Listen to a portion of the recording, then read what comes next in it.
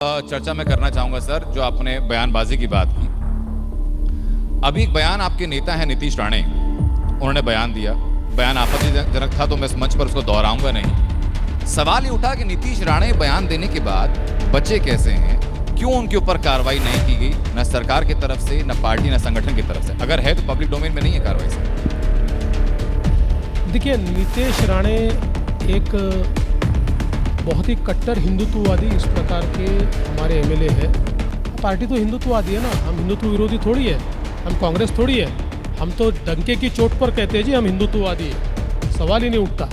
जब इस प्रकार से कोई कार्रवाई होती है या इस प्रकार की बयानबाजी आती है तो उसके ऊपर एक बड़ी इकोसिस्टम तैयार हो जाती है। हम कार्रवाई तो करते हैं, पर देश भर में कोई तमिलनाडु में बोलता है कि सनातन को मिटा देना चाहिए, कोई केरला में बोलता है कि सनातन का मुर्दा गिराना चाहिए। इसके ऊपर कोई कार्रवाई होती नहीं, इसके ऊपर कोई बोलता नहीं है, इसके ऊपर कोई डिबेट भी नहीं होता है। तो मुझे लगता है कि न्याय सबके लिए सरीका होना चाहिए। न्याय आप अलग अलग रूप से नहीं कर सकते।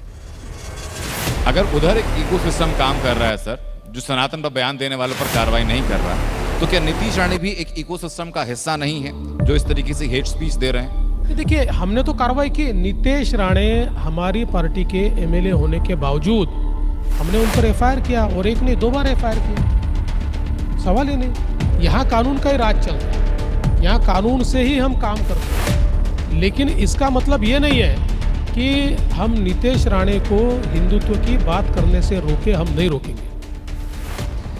नीतीश राणे के बयान के जवाब में एआईएमआईएम ने एक रैली का आयोजन किया। इम्तियाज जलील उसके पुरोधा बने, वारिस पठान उसमें शामिल थे, लेकिन मुंबई की सड़कों पर तो वो आए, उस बाउंड्री में घुस नहीं पाए।